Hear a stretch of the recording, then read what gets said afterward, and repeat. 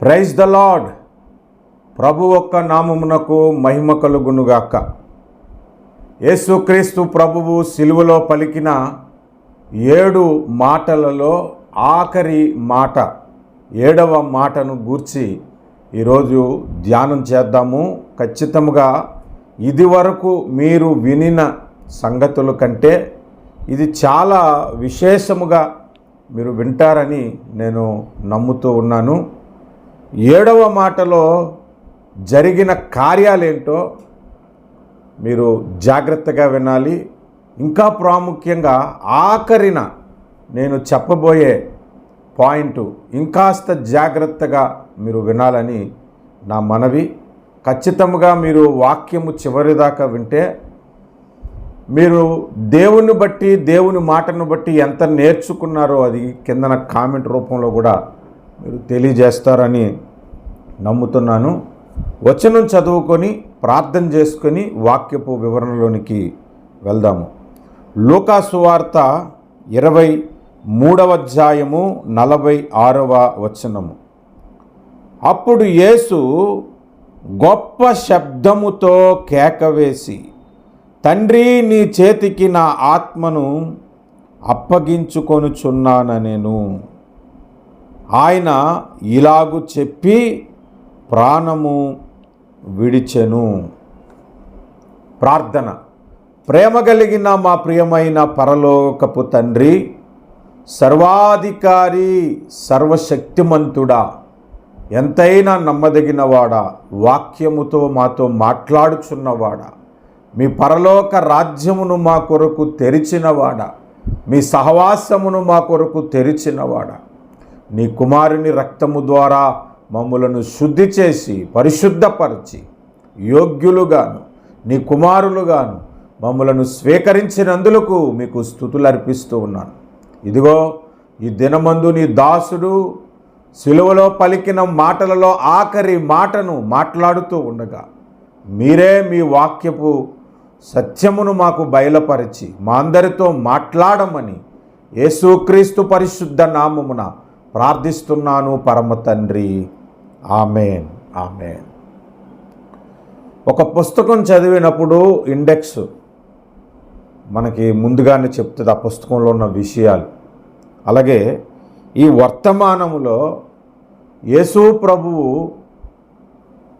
తనకు తాను ఎందుకు దేవునికి ఆత్మను అప్పగించుకున్నాడు అనే విషయం, తర్వాత అప్పగించుకొనటానికి గల పాఠాలేంటి అనే విషయం, ఆ తర్వాత అప్పగించుకున్నప్పుడు ఏం జరిగింది అనే విషయం, తర్వాత అప్పగించుకున్న తర్వాత దేవుడు ఆత్మను ఏం చేశాడు అనే విషయం ఈరోజు మనం నేర్చుకోబోతున్నాం. మొదటి విషయం ఏమిటంటే, ఈ 7వ మాటను మనం ధ్యానం చేస్తున్నప్పుడు 4వ మాటను జ్ఞాపకం చేసుకోవాలి.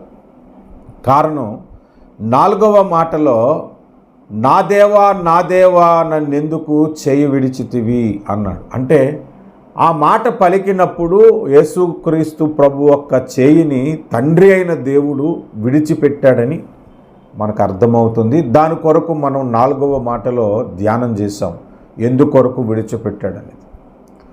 7వ మాటకు వచ్చేసరికి నా ఆత్మను నీ చేతికి అప్పగించుచున్నాను అన్నాడు. అంటే 7వ మాట దగ్గర తిరిగి దేవుడు యేసు ప్రభు యొక్క చేయి పట్టుకున్నాడని మనకు అర్థమవుతుంది. అంటే కొద్ది సమయము మాత్రము యేసు ప్రభువుని విడిచిపెట్టాడు.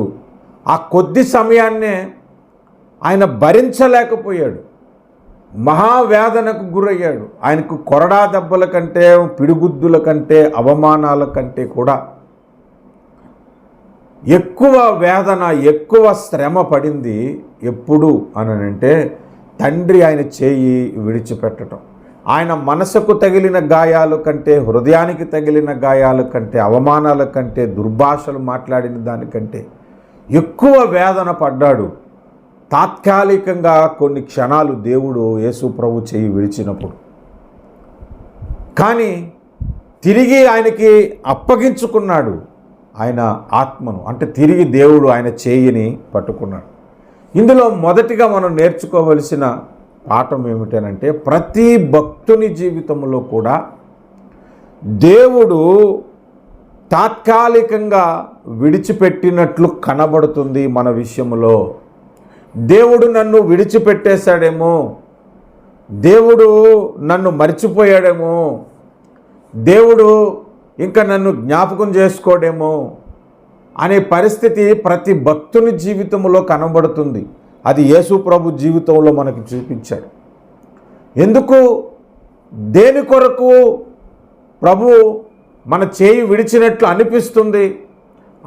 ఎందుకు అనంటే, ఆ సమయంలోనే నీ భక్తి యొక్క లక్షణాలు బయటపడతాయి. ఆ సమయంలోనే నీ విశ్వాసము విలువ పెరుగుతుంది. నమ్మకంగా నువ్వు జీవించటంలోనే నీ విశ్వాసం ఇంకా బలపరచబడుతుంది. ఆ సమయంలోనే ఆ శ్రమ సహించినప్పుడే, ఆ బాధ భరిస్తూ ఉన్నప్పుడే దేవుడు మన పట్ల ఒక అవగాహన దేవుని పట్ల మనకు ఒక అవగాహన అనేది కనబడుతుంది. ఆ సమయంలోనే మన విశ్వాసము ఒక గొప్ప పరీక్షకు గురవుతుంది. చాలామందికి అటువంటి పరిస్థితులు వచ్చినప్పుడు దేవుడు నన్ను విడిచిపెట్టేశాడేమో, ఇంకా నా భక్తి వ్యర్థమైపోయింది, ఇంకా నేను లోకంలో కలిసిపోతాను అనుకుంటారు, ఇంకా నాకు భక్తి వద్దనుకుంటారు, విడిచిపెట్టిన పాపంలోనికి దిగజారిపోవటానికి ప్రయత్నిస్తూ ఉంటుంటారు. దేవుడిని నా సమయంలో ఆ జోన్లో ఎందుకు పడేశాడు, అలాంటి స్థితికి దేవుడు నిన్ను ఎందుకు తీసుకొచ్చాడనంటే, నీ నమ్మకత్వానికి, నీ విశ్వాసమునకు, నీ పరిశుద్ధతకు, నీ విధేయతకు అది ఒక గొప్ప పరీక్ష. అది యేసు ప్రభు జీవితంలో కూడా వచ్చింది. అంత మాత్రాన దేవుడు నిన్ను విడిచిపెట్టేశాడని కాదు, నిన్ను పట్టుకొనే ఉన్నాడు ఆయన. నీ చేయి పట్టుకొనటానికే యేసు ప్రభు చేయి విడిచాడని సంగతి మనం 4వ మాటలో తెలుసుకున్నాం. మన శ్రమలన్నిటి నుంచి, మన ఇబ్బందులన్నిటి నుంచి ఒక గొప్ప పాఠము నేర్చుకోవాలి. దేవుని మీద ఇంకాస్త ఆధారపడటం, ఇంకా నమ్మకంగా ఆయన కొరకు జీవించటం అనేది శ్రమలలో నుండే మనము నేర్చుకోవాలనే ఒక పాఠం మనకి దేవుడు నేర్పిస్తున్నాడు. ఇక్కడ చూడండి, యేసు ప్రభు తన ఆత్మను తండ్రి అయిన దేవునికి అప్పగించుకున్నాడు అని అంటే, రెండవదిగా ఏం నేర్చుకుంటున్నావో తెలుసా? ఆ మాటలో యేసుక్రీస్తు యొక్క పరిశుద్ధత మనకు మరొక్కసారి రుజువుపరచబడుతుంది. అందులో నుంచి మనకు ఒక పాఠం నేర్పించబడుతుంది. ఇప్పుడు యేసు ప్రభువులో ఆ నమ్మకత్వము, ఆ విధేయత ఏమాత్రము సన్నగిలినా నా ఆత్మను నీకు అప్పగించుకుంటున్నాను అని ధైర్యంగా చెప్పలేరు కదా. మనమేనంతే, మన భక్తి జీవితంలో సరైన పరిశుద్ధత లేకపోతే, సరైన విశ్వాసము లేకపోతే, విధేయత లేకపోతే, ఆయన నమ్మకంగా మనము జీవించకపోతే, నా ఆత్మను నీకు అప్పగించుచున్నాను అని చెప్పగలుగుతామా? భయపడతాం. ఎందుకు భయపడతాం అంటే, నా జీవిత కాలంలో ప్రభువు మెప్పు పొందేలాగా నా బ్రతుకు లేదు, నా పరిశుద్ధత లేదు, నా జీవితము లేదు, నా ప్రార్థన లేదు, నా పరిచర్య లేదు అన్న భయం ఏమాత్రం ఉన్నా ఆ మాట మనం అనటానికి తెగించం. అంటే ఆ మాటలో యేసు ప్రభు యొక్క పరిశుద్ధత, యేసు ప్రభు యొక్క భక్తి జీవితము, యేసు ప్రభు యొక్క జీవితము గొప్పదని నిరూపణ అవుతున్నది అని మనం రెండవదిగా ఆ వచనంలో మనం నేర్చుకోవచ్చు. మూడవది, నీ చేతికి నా ఆత్మను అప్పగించుచున్నాను అని దేవుడికి ఆత్మను అప్పగించినప్పుడు భూమి మీద ఏం జరిగింది అనేది కూడా మనం నేర్చుకోవలసిన పాఠం ఉన్నది. దయచేసి చూద్దాం. మత్తయి సువార్త 27వ అధ్యాయము, మత్తయి సువార్త 27వ అధ్యాయము 50వ వచనము. యేసు మరలా బిగ్గరగా కేక వేసి ప్రాణము విడిచెను. అప్పుడు దేవాలయపు తెర పైనుండి క్రింద వరకు రెండుగా చినిగెను. ఇక్కడ మీరు గమనించండి, యేసు ప్రభువు తన ఆత్మను దేవునికి అప్పగించుకున్నప్పుడు పెద్ద కేక వేసి, తండ్రి నా ఆత్మను నీ చేతికి అప్పగిస్తున్నాను అని లూకాసు వార్తలో ఉంటే, మత్తయి సువార్తలో బిగ్గరగా కేక వేసనని మాట మాత్రమే ఉన్నది. అంటే ఆయన ప్రాణం పోతుంది, ఆత్మను దేవునికి అప్పగించేశాడు. అప్పగించిన తర్వాత ఏం జరిగిందంటే ఫస్ట్ దేవాలయపు తెర పైనుండి కింద వరకు చినిగిందంట. దేవాలయపు తెర చినగటానికి అది మామూలు చిన్న క్లాత్ కాదండి, మామూలు క్లాతే మనం గట్టిగా చించలేం. అది ఎంత దళసరగా ఉంటుంది అని అంటే దాదాపు 70 mm వెడల్పు ఉంటుందంట. అంత దళసరగా ఉండే తెర అది, అడ్డు తెర.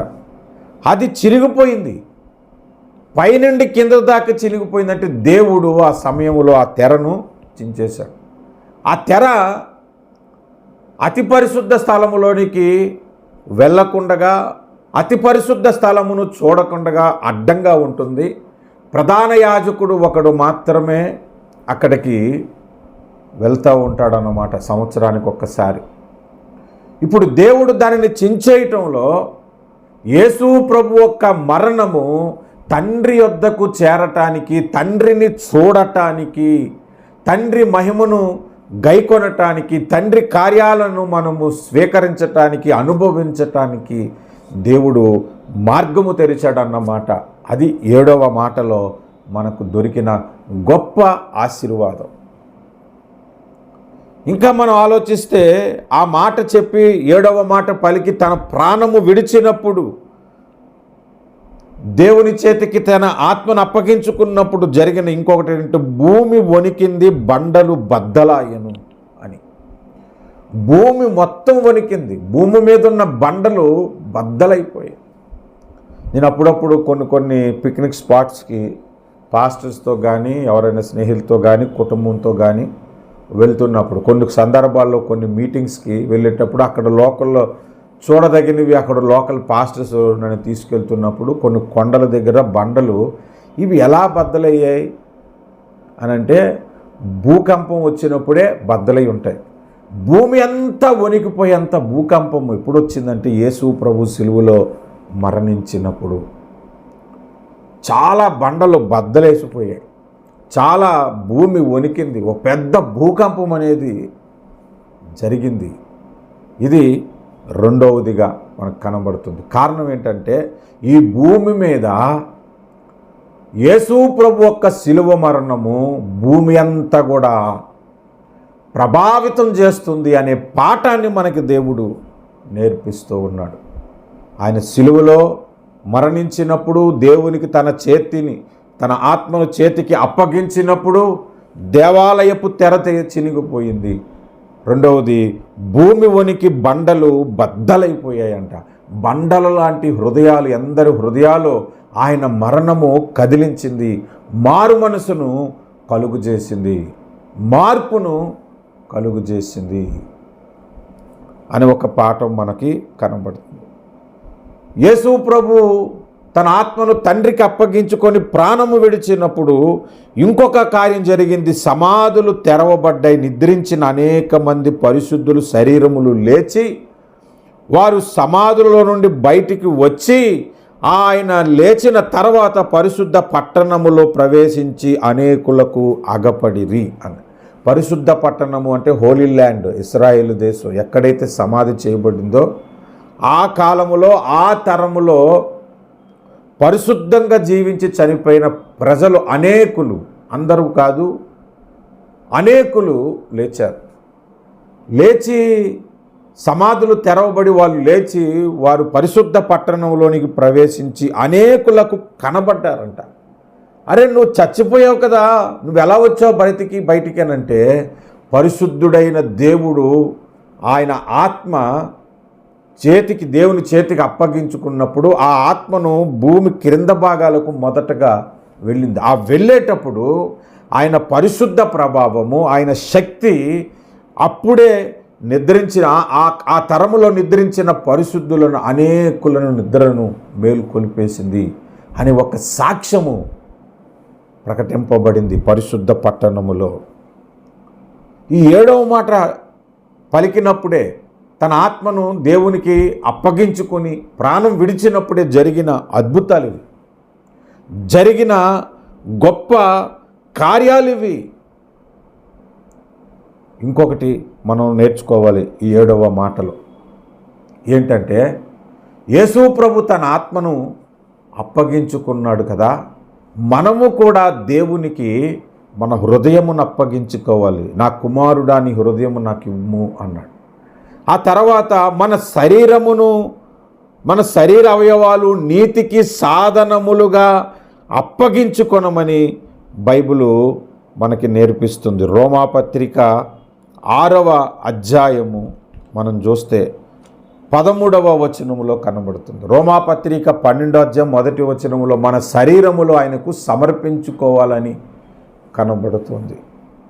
మన శరీరము, మన ఆత్మ, మన ప్రాణము దేవునికి అప్పగించుకొని మనం బ్రతకాలి అనే పాఠాన్ని కూడా ఈ 7వ మాటలో మనకి దేవుడు నేర్పిస్తూ ఉన్నాడు. 7వ మాటలో మనకి దేవుడు నేర్పిస్తున్న పాఠాలను ఒక్కొక్కటి అనలైజ్ చేస్తే ఎన్నో గొప్ప ఆధ్యాత్మిక సత్యాలను మనకి దేవుడు బయలుపరుస్తున్నాడు.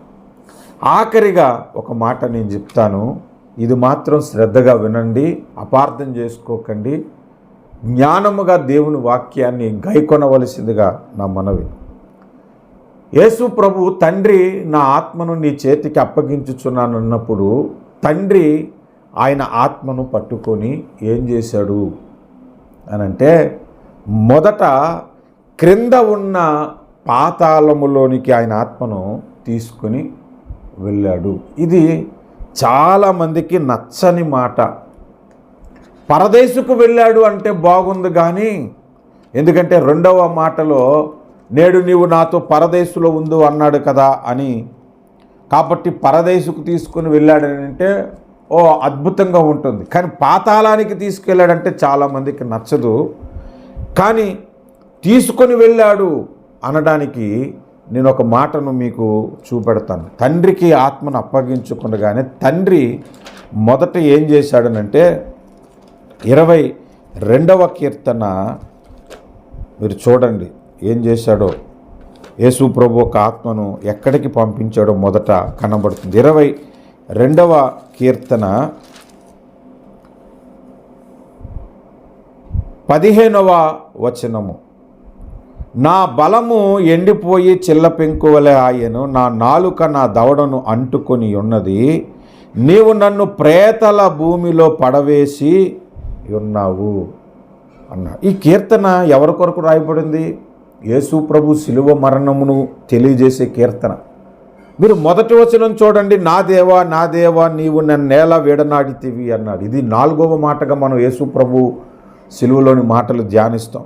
ఆ శిలువ శ్రమలను ఇక్కడ మాట్లాడుతూ ఇక్కడ ఒక మాట మనకు తెలియజేయబడింది. అదేంటంటే, నీవు నన్ను ప్రేతల భూమిలో పడవేసి ఉన్నావు అన్నాడు. అంటే ఆత్మలు ఉండే భూమిలో పడవేసి ఉన్నావు అనకుండగా ప్రేతాల భూమి అన్నాడు. పరిశుద్ధమైన ఆత్మలు కాదు. మరి అది ఏంటి అనంటే, కుక్కలు నన్ను చుట్టుముట్టి ఉన్నవి, దుర్మార్గులు గుంపు కూడి నన్ను ఆవరించి ఉన్నారు అని కూడా అంటున్నాడు. కుక్కలు అంటే దురాత్మలకు సాదృశ్యము ఆ పాట. అంటే యేసు ప్రభు ఎక్కడికి వెళ్ళాడు? పాతాళానికి వెళ్ళాడనే కదా అర్థం. సరే, మీరు దానికి ఒప్పుకోరు కాబట్టి ఇంకొక మాట కూడా నేను చూపెడతాను. 16వ కీర్తన చూడండి. 16వ కీర్తన ఇది దావీదు కీర్తనే. ఈ కీర్తన కూడా యేసు ప్రభువును గూర్చి వ్రాయబడిన కీర్తనే. ఇందులో మనం చదువుకోవలసిన 10వ వచనం చూడండి. ఎందుకనగా నీవు నా ఆత్మను పాతాళములో విడిచిపెట్టవు, నీ పరిశుద్ధుని కుళ్ళిపట్ట నీయవు అన్నాడు. ఎవరు ఆ ఆత్మ అంటే యేసు ప్రభువును ఆత్మను గూర్చి. ఎక్కడికంట విడిచిపెట్టడు? పాతాళములో విడిచిపెట్టడు. అది దావీదు కొరకు చెప్పుకున్న మాట కాదు. ఎందుకంటే దావీదు శరీరము కుళ్ళిపోయినదని పేతురు తన మొదటి పరిశుద్ధాత్మ పొందుకున్న తర్వాత చేసిన మొదటి ప్రసంగములోనే తెలియజేశాడు. అపోస్తుల కార్యాలు 2వ అధ్యాయము 27వ వచనం. నీవు నా ఆత్మను పాతాళములో విడిచిపెట్టవు, నీ పరిశుద్ధిని కుళ్ళు పట్టనీయవు, నాకు జీవ మార్గములు తెలిపితివి, నీ దర్శనమును గ్రహించి నన్ను ఉల్లాసముతో నింపెదవు, సహోదరులారా, మూలపురుషుడగు దావీదును గూర్చి మీతో నేను ధారాళముగా మాట్లాడవచ్చును. అతడు చనిపోయి సమాధి చేయబడెను. అతని సమాధి నేటి వరకు మన మధ్యనున్నది. అతడు ప్రవక్తేయుండెను గనుక అతని గర్భఫలములో నుండి అతని సింహాసనం మీద నుండి ఒకని కూర్చొండబెట్టుదును అని దావీదును గూర్చి మాట్లాడుతున్నాడు అని అనుకుంటున్నాం. కానీ దేవుడు తనతో ప్రమాణపూర్వకంగా ఒట్టు పెట్టుకున్న సంగతి అతడు ఎరిగి క్రీస్తు పాతాళములో విడవబడలేదనియు ఆయన శరీరము కుళ్ళిపోలేదనియు దావీదు ముందుగా తెలుసుకొని ఆయన పునరుద్ధానమును గూర్చి చెప్పాను అని. ఆయన శరీరం కుళ్ళిపోలేదు, ఆయన ఆత్మ పాతాళంలో విడిచిపెట్టబడలేదు అని అంటే అర్థం ఏంటి? పాతాళానికి వెళ్తేనే కదా విడిచిపెట్టబడలేదని అర్థం. ఒక బస్సు ఎక్కాం, బస్సులోనే నేను ఉండిపోలేదు, బస్సు దిగానంటే అర్థం ఏంటి? బస్సు ఎక్కితేనే బస్సు దిగగలం కదా. అలాగే ఆయన పాతాళమునకు మొదటిగా ఆయన ఆత్మను తీసుకొని తండ్రి వెళ్ళాడు. ఈ 7వ మాట దగ్గర మనం నేర్చుకోవలసిన విషయం. ఎందుకు పాతాళానికి వెళ్ళాడు అనంటే అక్కడే మన రక్షణకు అసలైన కార్యము జరిగింది. దయచేసి ఒక మాట మనం చదువుదాం. అపోస్తుల కార్యాలు 2వ అధ్యాయము 24వ వచనం. మరణము ఆయనను బంధించి ఉంచుట అసాధ్యము గనుక దేవుడు మరణ వేదనలను తొలగించి ఆయనను లేపెను. ఆయనను గూర్చి దావీదు ఇట్లనెను అని తర్వాత వచనం ప్రారంభమైంది. మరణ వేదనలు అంటే మరణానికి ముందు పడే శ్రమలు కాదు, మరణం తర్వాత వచ్చే వేదనలు అని. ఆ మరణం తర్వాత ఆ వేదనలు ఎక్కడున్నాయి? పాతాళంలోనే ఉన్నాయి. ఎందుకు పాతాళంలో కూడా తాత్కాలికంగా కొంత శ్రమను అనుభవించాడు ప్రభు అనంటే, రక్షణ పొందిన తర్వాత మనలను మరణము నుండి తప్పించాడంటే శరీర మరణం కాదు, నరకం అనే 2వ మరణము నుండి తప్పించాడు. అక్కడ ఆయన శ్రమ పడవలసి వచ్చింది, అక్కడ ఆయన హింసింపబడాల్సి వచ్చింది తాత్కాలికంగా. ఎందుకనంటే అక్కడ కూడా మనం వెళ్ళకుండా ఉండటానికి మన కొరకు తన శ్రమను అక్కడ అనుభవించాడు. కాబట్టి 7వ మాటలో సంపూర్ణమైన రక్షణను దేవుడు మనకు అనుగ్రహించటానికే తండ్రి చేతికి తన ఆత్మను అప్పగించుకున్నాడు. అక్కడ శ్రమ పడ్డాడు ప్రభు. ఆ తర్వాతే పరదేశుకు వెళ్ళటం జరిగింది. ఇది మనం నేర్చుకోవలసిన ప్రాముఖ్యమైన విషయం. తండ్రి నీ చేతికి నా ఆత్మను అప్పగించుకుంటున్నాను అని అంటే ఏం జరిగింది అనే విషయాలను ఒక్కొక్కటి మనం లైనప్ చేసుకున్నాం కదా. ఆ తర్వాత ఇంకొక అద్భుతం జరిగింది. ఏంటనంటే యోహాను సువార్త 17వ అధ్యాయం 4వ వచనంలో యేసు ప్రభు చేసిన ప్రార్థనకు ప్రతిఫలము మనకు అక్కడ కనబడుతుంది. దయచేసి చూద్దాం. యేసు ప్రభు ఏమని ప్రార్థించారు? యోహాను సువార్త 17:4లో 5వ వచనం. తండ్రి, లోకము పుట్టక మునుపు నీ యొద్ద నాకు ఏ మహిమయుండెనో ఆ మహిమతో నన్ను ఇప్పుడు నీ యొద్ద మహిమపరచుము అని ప్రార్థన చేశాడు. లోకము పుట్టక మునుపు ఎటువంటి మహిమ దేవుని దగ్గర ఉంది? ఎటువంటి మహిమలో నుంచి కన్యక గర్భము దగ్గరికి ఆయన వచ్చాడు? మహిమను విడిచి తిరిగి ఆ మహిమను నాకు అనుగ్రహించమని ప్రార్థించాడు కదా. ఆ మహిమ పొందుకొనటానికి ఈ 7వ మాట తర్వాత దేవుడు మార్గము తెరిచాడు కాబట్టే అన్ని నామముల కంటే పైనామముగా యేసు ప్రభు నామము హెచ్చింపబడినదని ఫిలిప్పీ పత్రిక 2వ అధ్యాయము 11వ వచనంలో కనబడుతుంది. అలాగే మొదటి పేతురు పత్రికలో చూస్తే ఆకాశ శక్తుల మీద ఆయనకు అధికారము ఇవ్వబడినదని కనబడుతుంది. ఆయన చేతికి ఎందుకు అప్పగించుకున్నాడు అని అంటే అప్పగించుకున్న తర్వాత పాతాళ లోక శక్తులను జయించాడు. ఆ తర్వాత శక్తుల మీద ప్రభావం ఆయనకు వచ్చింది. అన్ని నామముల కంటే పైనామముగా హెచ్చింపబడ్డాడు. గొప్ప మహిమను తిరిగి పొందుకున్నాడు. కాబట్టి మనము కూడా ఒక మంచి భక్తి జీవితం చేసి మన ఆత్మలను దేవునికి అప్పగించుకుంటే యేసు ప్రభు పొందుకున్న ఆ మహిమ దేవుడు మనకి కూడా అనుగ్రహిస్తానని ఈ 7వ మాట ద్వారా దేవుడు మనతో మాట్లాడుతున్నాడు. కనుక మన హృదయాలను, మన శరీరమును, మన మనస్సును, మన ప్రాణమును, మన ఆత్మను దేవునికి అప్పగించుకొని మనము జీవించాలి. ఇది దేవుడు మనతో మాట్లాడుతున్న అద్భుతమైనటువంటి మాటలు. ఈ మాటలు మన వినికిడిలో దేవుడు దీవించి ఆశీర్వదించునుగాక. ప్రార్థన చేసుకుందాము. ప్రేమ కలిగిన మా ప్రియమైన పరలోకపు తండ్రి, సకల ఆశీర్వాదములకు కారణభూతుడా, జీవాధిపతి, కరుణా సంపన్నుడా, కృపాసాగరుడా, ఈ 7వ మాటలో నుండి మీరు మాతో మాట్లాడిన మాటలను బట్టి స్తోత్రాలు, మీరిచ్చిన సందేశమును బట్టి స్తోత్రాలు. ఈ వర్తమానం వింటున్న వారి హృదయాలను మీరు బలపరచండి, అద్భుత కార్యాలను చేయండి, మహిమగల కార్యాలను చేయమని యేసుక్రీస్తు శ్రేష్టమైన నామమున ప్రార్థిస్తున్నాను పరమ తండ్రి. ఆమేన్. Please subscribe to our channel, press the notification button and like our videos. Thank you for watching.